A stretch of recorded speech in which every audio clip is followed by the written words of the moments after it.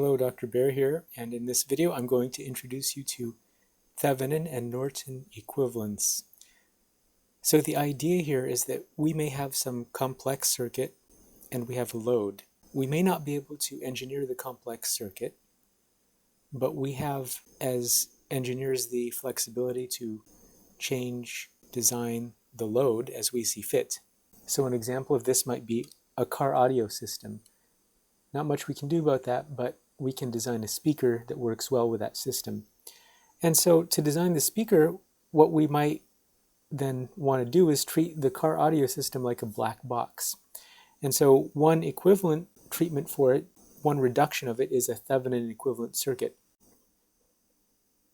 The idea here is that the Thevenin equivalent circuit will behave just like the complex circuit from the perspective of the load, and we can design a load that works best with that Thevenin equivalent, which is the same as the more complex power supply. Now, that power supply could be anything. It could be like the power plant for a city or something like that. And maybe we have some machinery we want to run from the power plant, and that's our load. So that's the idea. We're trying to reduce a complex circuit down to a single resistor and a single voltage source.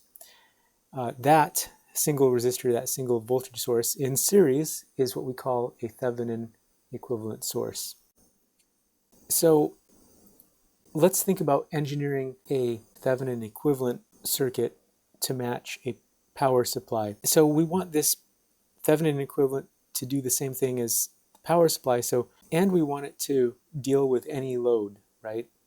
Otherwise, if they behave differently for different loads, then they wouldn't be equivalent circuits. So we'll consider two extreme limits. One is where we have infinite resistance in the load. So that's shown here as an open circuit. And so I want this Thevenin equivalent and the power supply to behave the same. What we can see here is that the current through the load has to be zero in this case. And because it's zero, then the current through here is zero, and the voltage drop across here is zero. That means then, just looking at this, right, maybe you can see that VOC, the open circuit voltage, has to be V Thevenin. You could see this more explicitly if you wanted to use a KVL equation. So going clockwise, you have a negative VTH plus 0 volts across the resistor, and then VOC, all that sums to 0. So we have VOC equals V Thevenin, just like above. What that suggests for us is if we just measure the VOC, open circuit voltage, for the complex circuit, that tells us what the Thevenin voltage should be for an equivalent source. Right? So we measure the open circuit voltage for our complex circuit, and we get what V Thevenin should be. You could also do circuit analysis to obtain what the open circuit voltage should be. We'll show you that later. So you can get the Thevenin voltage, right? So this open circuit has to have the same voltage in both cases. So we're interested in this quantity, open circuit voltage, or Thevenin voltage. The other case for the load is case 2, where the load has zero resistance. In that case, I replace the load with a short circuit. And so you can see the voltage across the load now is 0 volts. And the current through it, we'll label it ISC for short circuit current. That should be the same in both cases. Now, what you can see on the right here for the Thevenin equivalent is that short circuit current should be the Thevenin voltage divided by the Thevenin resistance. And we don't necessarily know what that is right now. But the idea here is if we measure this, right, if we can measure the current, then we get this. You can know the short circuit current. We already know the Thevenin voltage from a previous measurement. Then you can calculate our Thevenin from those two. So that's how we would determine the equivalent circuit from measurements. So again, the whole point of a Thevenin equivalent circuit is that we want to boil all of this complex circuit down to just one resistor and one voltage source in series, and that puts us in a good place to design our load appropriately. So let's just summarize for a moment. No. So we can get the Thevenin voltage by measuring the open circuit voltage and the short circuit current by measuring that in the case of a short circuit load. And then we can get the R Thevenin simply by dividing the two quantities. Now I'll point out that you can actually analyze the circuit to calculate these properties also. We'll show you how to do the circuit analysis in an example later. One other thing I'll point out is that there's another equivalent circuit. It's simply the transformation of the Thevenin equivalent, right? We know about source transformation, and it's a Norton equivalent circuit. So all you have to do is do the source transformation. So the Norton current is just the V Thevenin divided by the R Thevenin. If you measure the short circuit current from the source, you can get the Norton current directly. So one thing I'll point out now, having discussed this, is if you have the V Thevenin and the Norton current, you can get the R Thevenin. So any two of these get you the third. So of course you can measure this, and you can measure the open circuit voltage to get V Thevenin, or you can do circuit analysis. And we'll show you in a moment a circuit analysis technique to get R Thevenin. So you just do Ohm's law with any two of these quantities to get the third. All right, so now we know how to do a Thevenin equivalent, like that's one equivalent for a complex circuit. There's a Norton equivalent. Now we'll discuss a circuit analytic technique for determining the R Thevenin. And so the idea is we apply an external source. It's an external voltage source. It produces a current. And so as we turn off all independent sources, and then if we've done that, then we can get R Thevenin as this ratio.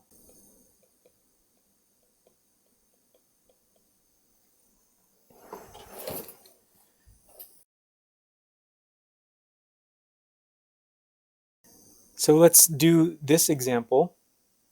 Let's start first by showing you how to do the open circuit voltage. Let's do analysis for that. So to do that, we replace the load with an open circuit. And we're looking for the open circuit voltage. We can do anything we want here. We could use any of the circuit analysis techniques that I've shown you before. I know that I've got two 6 ohm resistors in parallel. So that's a symbol for 6 ohms being in parallel with each other. We could expect that that's 3 ohms, but explicitly we can do this equation.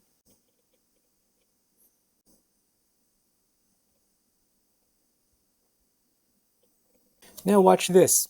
We know that this current is 0. That means that the voltage across this resistor has to be 0. That means, being that this is all one node down here, and that these two are the same voltage, then we can say that VOC also appears across the vertical 3 ohm resistor. And if we can recognize that, then we can easily see that VOC can be obtained directly from Ohm's law. Okay, so that's one way to get VOC. I could even go further and I can do some circuit analysis, source transformation. I'll just show you that, because why not? It's circuit analysis, it's fun. Well, source transformation, I can turn that current source into a voltage source, and it's just Ohm's law, right? So it's the same resistor, 3 ohms. So to be careful here, we should label some nodes like A and B. So this is node A, this is node B. That voltage source is 9 volts. Remember, that's how the equivalent source goes when you do a source transformation. And what you see here is, of course, no current can flow through here. It's also no current flowing through here. That means that VOC has to be 9 volts. And you could get this from KVL if you liked. All right, so now I've shown you 2 ways to get VOC from just circuit analysis. And remembering that V Thevenin is VOC, let's just save that result. Okay, now let's show you how to get the ISC. It's really quite simple. now we're going to go from an open circuit load to a short circuit load. And we're after this ISC. Well, we can simplify things again. We recognize that's a 3 ohm resistor with a 6 and 6 in parallel. And we can recognize now that a short circuit current is the current that flows through that upper 3 ohm resistor. And recognizing that the two resistors now share exactly two nodes in common, right? Here's one node, here's the other, and both are connected across those two nodes. The resistors are in parallel. Because they're in parallel, we can use current division. So we divide by the resistor of interest, and the numerator is, of course, the parallel resistance. Well, what's the parallel resistance? It's 1.5, right? Because 3 in parallel with 3 gives you 1.5. You could also do this product over sum, 9 over 6, 1.5 ohms. And then 3 on the bottom, so that's a 1/2. So now we have a short circuit current of 1.5 amps, which also is the Norton current. Now we can calculate our Thevenin.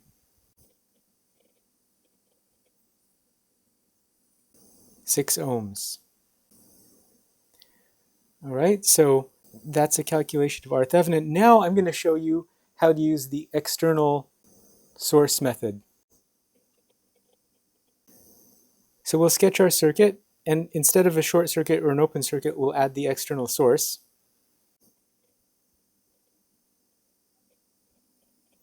And we have to turn off all independent sources in the circuit we're trying to get the R Thevenin for.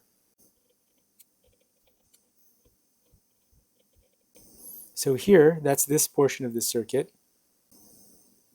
So we replace the current source with an open circuit. If we had voltage sources, we would make them short circuits. Well, at this point, now that we have this, and we don't really know what Vx is, we could pick it, but really we can just focus on the circuit we're simplifying. And what we see is that as the current comes in here, there's a 3 ohm resistor. And after all that external current flows through there, it's going to split and it's going to pass through the 6 ohm and the 6 ohm together.